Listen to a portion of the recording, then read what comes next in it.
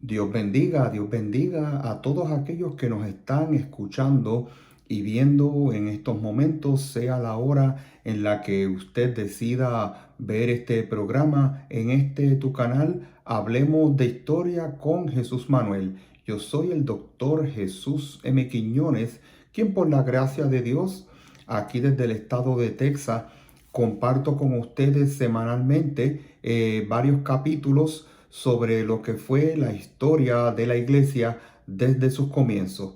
Y es importante, mi querido hermano, que me ve, si usted no se ha suscrito todavía a este canal, yo le invito a que eso le va a tomar solamente un momento. Es totalmente gratis. Ese botoncito que está al lado, a la parte izquierda de su celular, que dice subscribe, suscribirse, suscríbase y compártalo. ¿Por qué? Porque este es el día que ha hecho el Señor, así que nos vamos a alegrar y a regocijar en él. Y es importante que la historia de la iglesia corra, que más gente se entere como si estuviese en un seminario. Y fíjense que en el día de hoy vamos a compartir esta enseñanza que le he puesto como título desde la Septuaginta. Ok, ¿qué fue la Septuaginta? En el capítulo anterior les había comentado que cuando Alejandro Magno, el macedonio, conquistó todo el mundo conocido para la época. Estamos hablando del siglo IV antes de Cristo, antes de nuestra era, cuando conquistó lo que la tierra que hoy día es Israel. Se ordenó que todos los libros que sagrados fueran traducidos al griego. Obviamente para esta época el Nuevo Testamento no existía, todavía Cristo no se había manifestado en carne. Lo que existía para este tiempo era solamente el Antiguo Testamento. Así que muchos se pusieron a la tarea de poner en orden y traducir el Antiguo Testamento, la ley, y eso no se hizo en un día, eso tomó varios siglos, porque esto de la traducción es algo sumamente pues complejo, y sobre todo el idioma hebreo, que es bastante complejo, ¿no? Y más el hebreo antiguo. Hay una leyenda que dice que muchos traductores se fueron a una isla y que estuvieron traduciendo hasta que la terminaron. No, no fue así. Tomó varios siglos, pero finalmente se logró. Y de hecho, ustedes saben que desde el exilio babilónico, donde el pueblo de Israel es llevado a lo que era la Babilonia, una vez se cumplen estos 70 años, el pueblo, la inmensa mayoría, regresó a Jerusalén, regresó a su tierra, porque Dios tocó el corazón de este rey que es conocido como Jerjes. Jerjes, a quien la propia Biblia llama mi siervo. Y fíjense que estoy utilizando que hubo muchos Jerjes, pero en este caso la Biblia dice pues entonces que es su siervo. ¿Y por qué es su siervo? Porque en las manos de Dios hasta el mismo diablo, hasta mismo Satanás, que reprendemos en el nombre de Jesús, se convierte en siervo de Dios.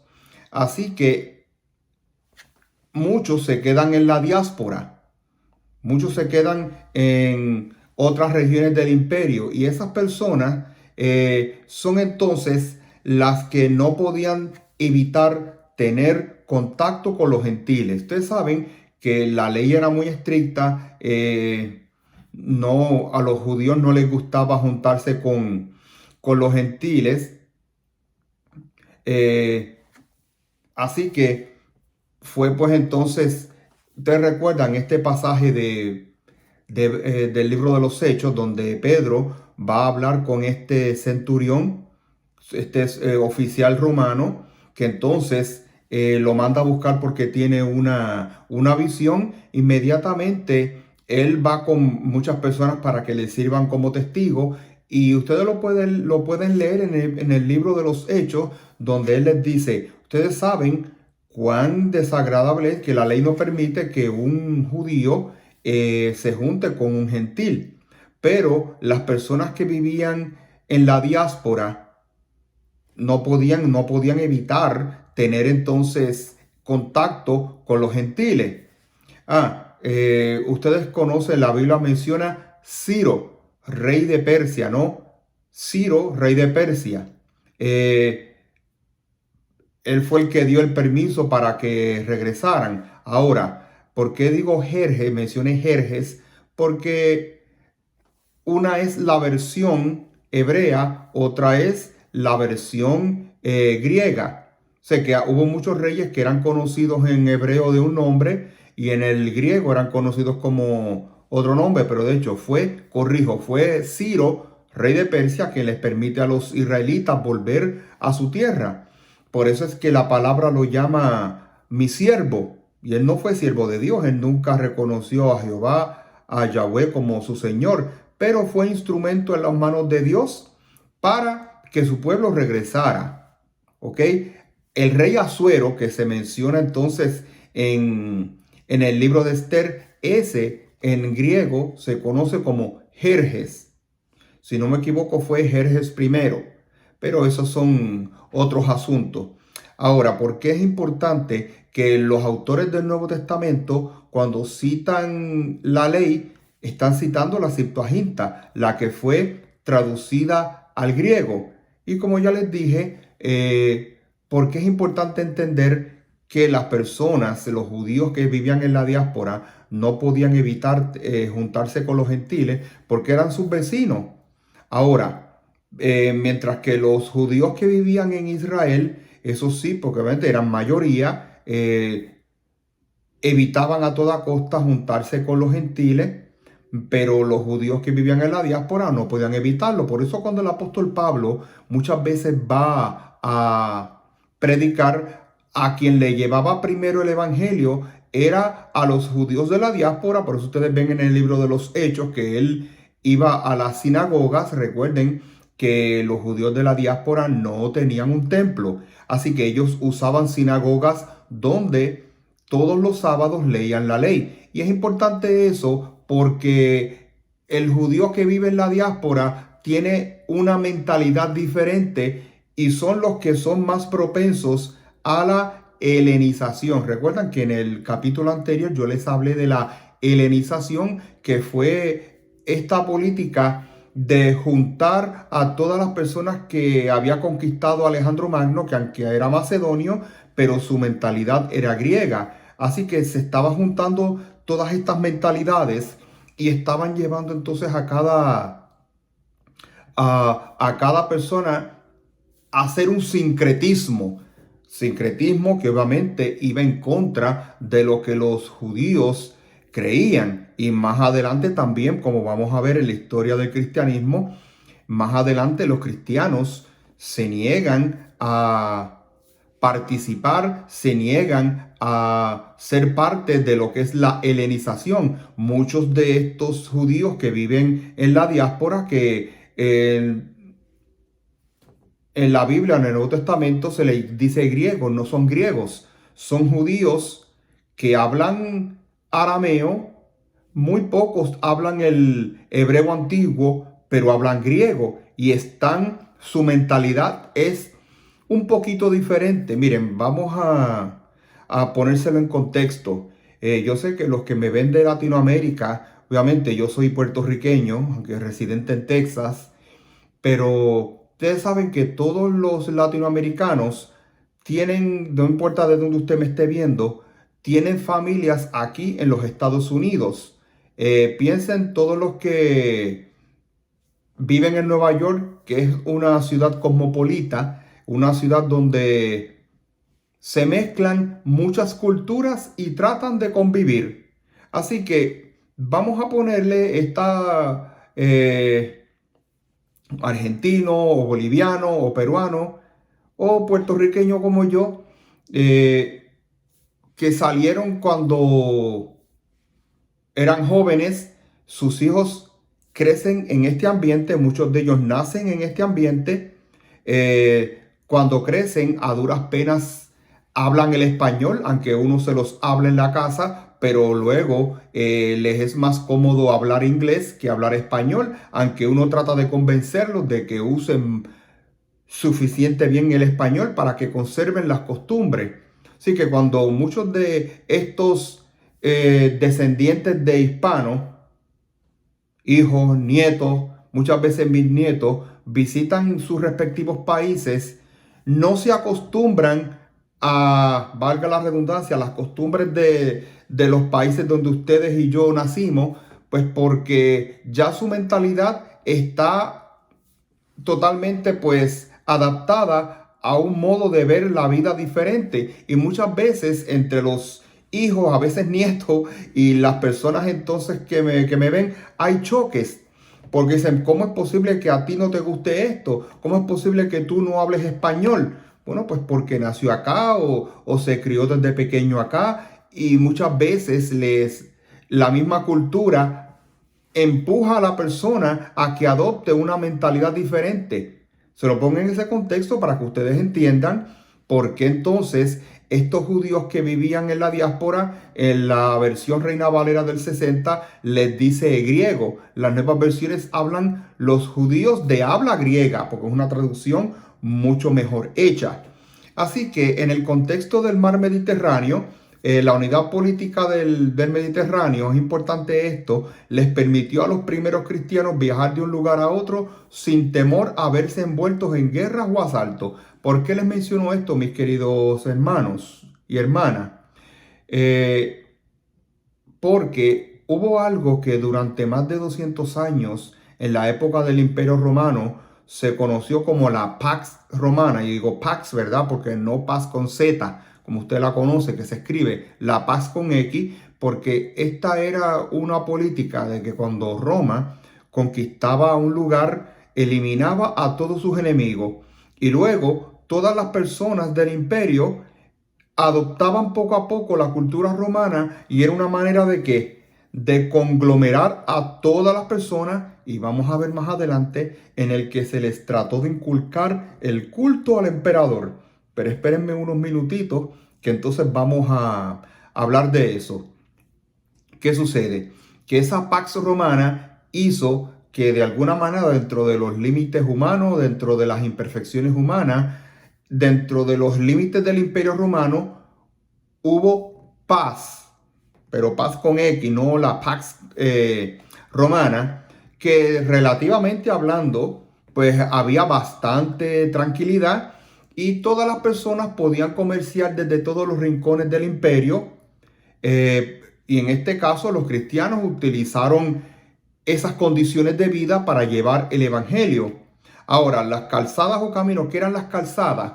Bueno, pues los romanos construyeron durante muchos siglos unas carreteras que unían todos los rincones del imperio, se construían en línea recta, y esos caminos eran más bien hechos para que las legiones romanas, en caso de que hubiese algún conflicto en alguna región del imperio, las legiones romanas, recuerden que la única manera de transportar soldados en la antigüedad era pues entonces terrestremente, o por medio pues entonces de barcos. Muchas veces sí se transportaban tropas en barco, pero la inmensa mayoría de la infantería de las legiones iban por esas calzadas. Y por esas mismas calzadas, por eso es que había un refrán que decía, todos los caminos conducen a Roma, porque no había en ese tiempo, perdónenme que utilice, me desvíe un segundito en lo que les menciono cómo eran hechas las calzadas.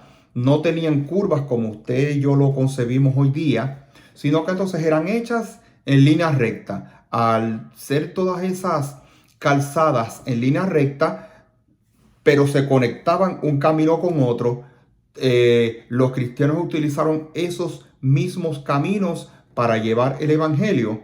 Así que fíjense que, claro, los tiempos han cambiado. Hoy, fíjense, el vehículo que yo estoy utilizando para que usted, no importa en el rincón del mundo que se encuentre, puede escucharme. Las calzadas hoy es esto que tenemos entonces aquí al frente, una cámara que nos permite, ¿verdad? Dios permite que estas cosas sucedan. La misma palabra dice en el libro de Daniel que en los últimos tiempos la ciencia, y se refiere a la tecnología, la ciencia médica, se aumentará. Así que lo que estamos viendo no es otra cosa que el cumplimiento de la palabra de Dios en este tiempo. Hoy día usted se acuesta pues entonces con un conocimiento, y ya cuando usted se levanta el otro día, pues el conocimiento que tenía el día anterior es totalmente diferente al conocimiento que usted tiene hoy.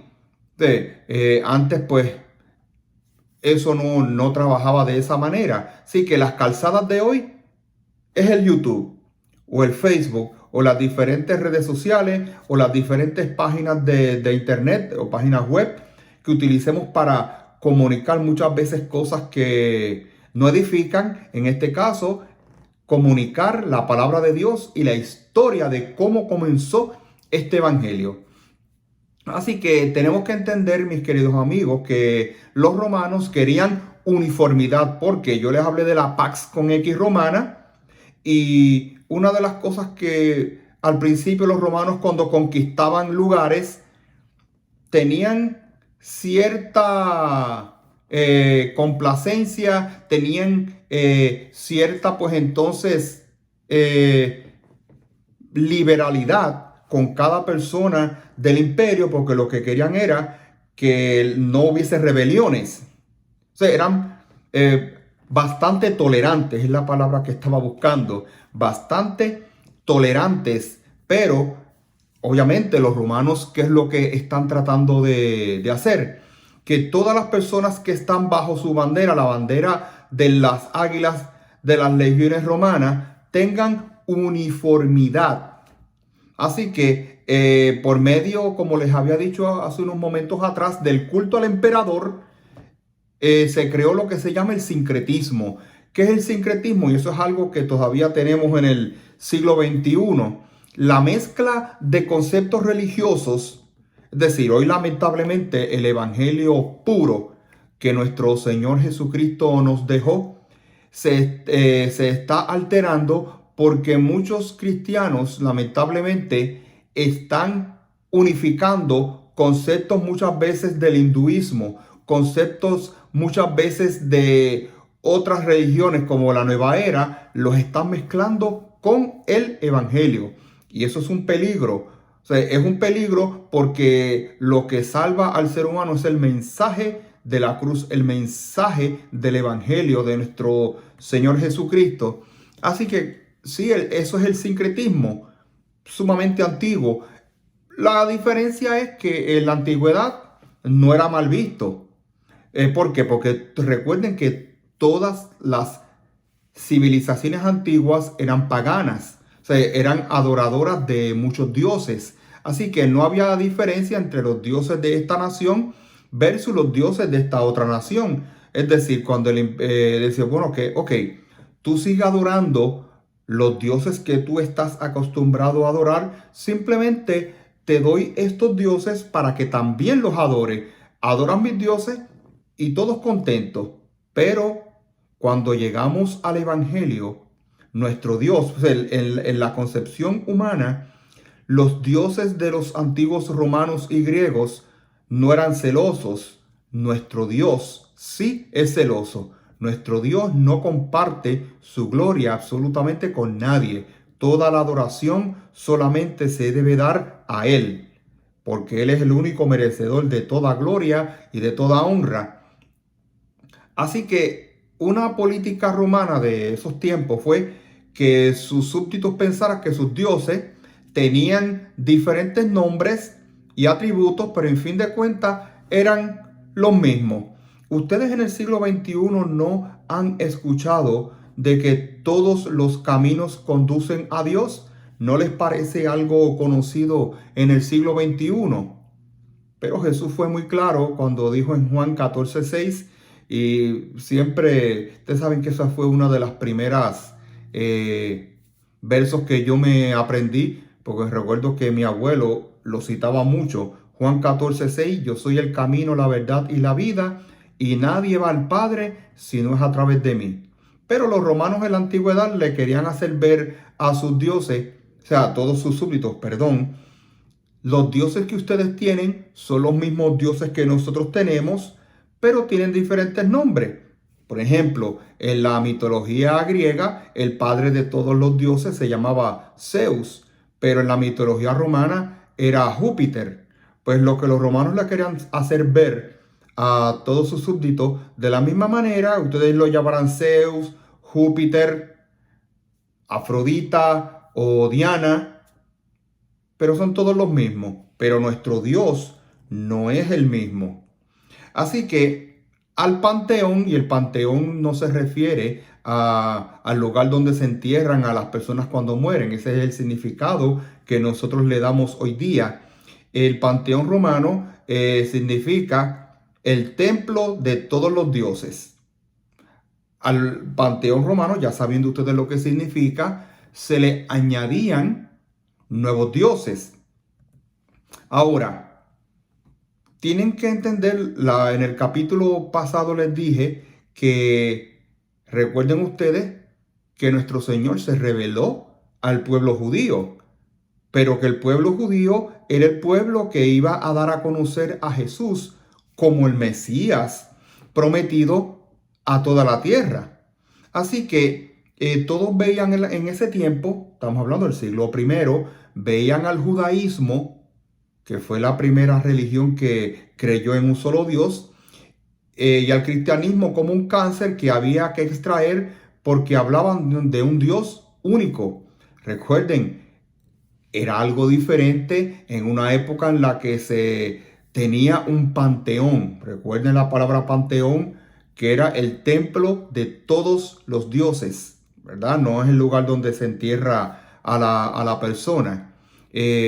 Nos veían a nosotros como un cáncer, y ese cáncer había que darle quimioterapia, solamente que no se había inventado, y la quimioterapia era raerlo, destruirlo. Así que el sincretismo, ¿verdad?, que es la unión de conceptos religiosos de diferentes credos, se manifestaba en lo que los historiadores hemos llamado religiones de misterio.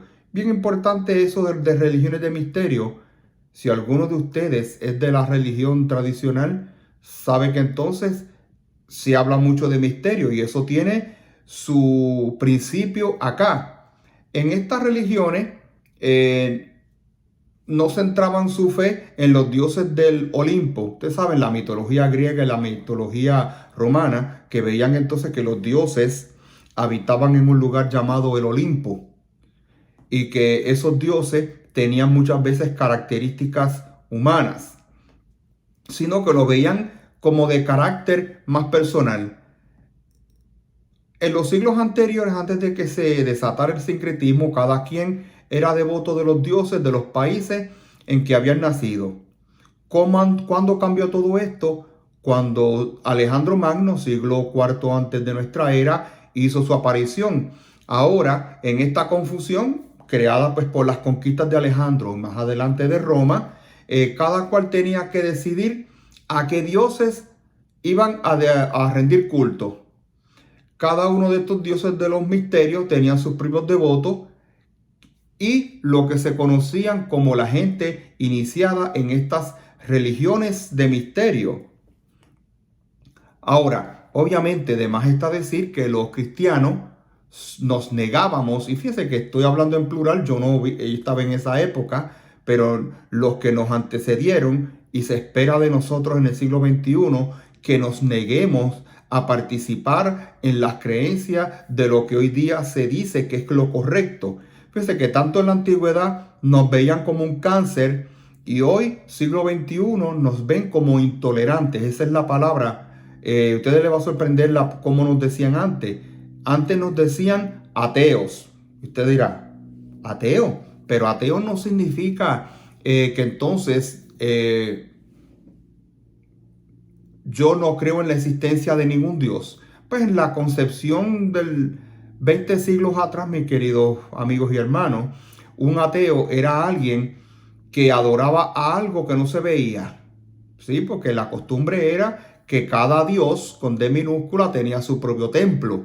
Así que cuando los judíos primero y cristianos después empezamos a predicar un Dios que no se puede ver, pero que sí se puede sentir, decían, pero esta gente está loca, esta gente es una atea. Era la manera en cómo se nos veía.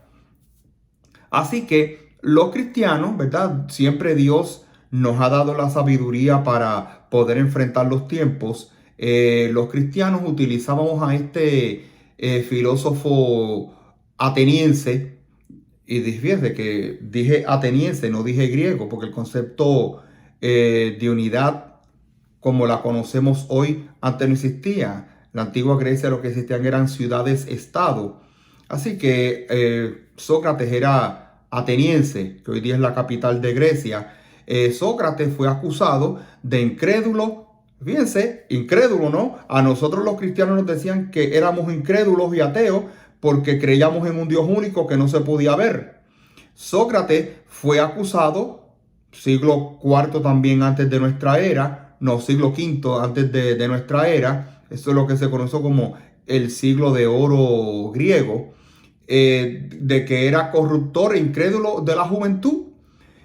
Sócrates decía, los dioses son más corruptos que los propios humanos. O sea, la concepción de los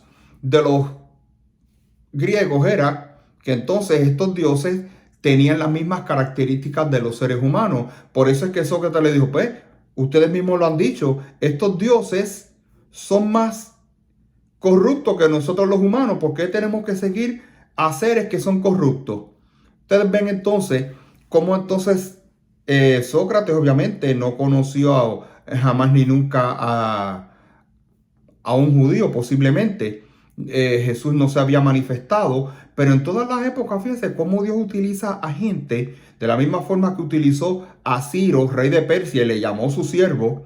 Utilizó a un hombre llamado Sócrates para que fuera pues entonces preparando el camino desde el punto de vista filosófico para que la gente entendiera.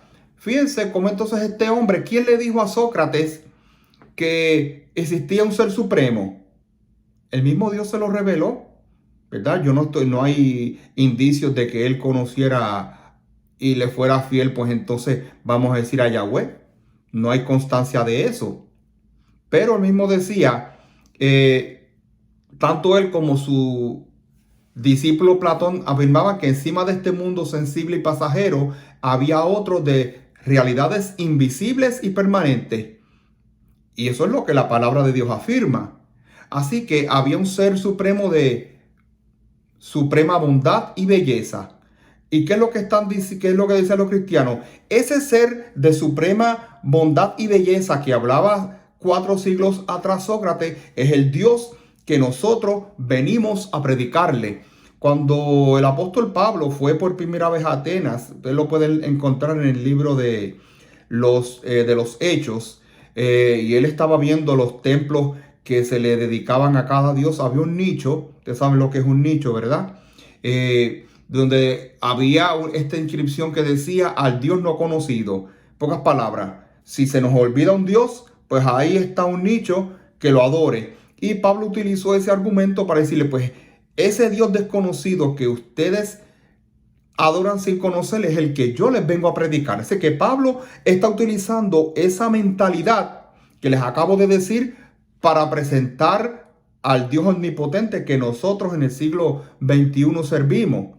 Así que hubo otra filosofía llamada el estoicismo. Y perdonen que me estoy extendiendo un poco, pero es para que ustedes puedan entender entonces de qué es lo que les estoy hablando. El estoicismo, que entonces decía que había una ley natural en el universo y en la razón humana, y esta nos dice cómo debemos comportarnos. Y fíjense que esto es un dicho de los estoicos, y los cristianos utilizaron esos argumentos para defenderse cuando los estaban acusando. Ustedes son unos incrédulos. O sea, pero si ya antes Sócrates y Platón hablaron de esto, los estoicos que ustedes siguen hablan de esto, pues nosotros, ¿qué le estamos hablando? De lo mismo que los estoicos les están hablando, pero de la ley suprema de Dios. Los estoicos decían, las pasiones luchan contra nuestra razón y tratan de dominar nuestras vidas. Y la meta del sabio es lograr que la razón domine toda pasión hasta el punto de no sentirla. Y fíjense, y me remito a esta porción de la palabra donde entonces dicen: yo les ruego, mis queridos hermanos, que luchen contra las pasiones que combaten contra el alma. Y por supuesto, esto fue inspirado por el Espíritu Santo de Dios. No es estoico. Pero fíjense cómo ese argumento, un estoico si lo mira, va a decir: pero esto es lo mismo que nosotros hablamos. Pero ¿qué sucede? Los estoicos, en alguna manera, vamos a decir que Dios les estaba arrojando un poco de luz a sus mentes para que fueran entendiendo, para que cuando el evangelio llegara, entonces eso les hiciera sentido. Y dirán: entonces lo que estos cristianos están hablando es de lo que nosotros hablamos, de que nosotros debemos luchar contra aquellas cosas que realmente nos corrompen como seres humanos. Ok, pero un cristiano le va a decir: pero la diferencia es que tú lo haces basado en tus méritos humanos. Nosotros lo hacemos con la fuerza del Espíritu Santo, que es quien nos ayuda a combatir contra esas fuerzas que batallan contra nuestra alma. ¿Me van siguiendo, mis queridos hermanos? Así que será, mis queridos hermanos, hasta un próximo capítulo donde seguiremos hablando sobre la historia del cristianismo. Que Dios les bendiga de manera especial.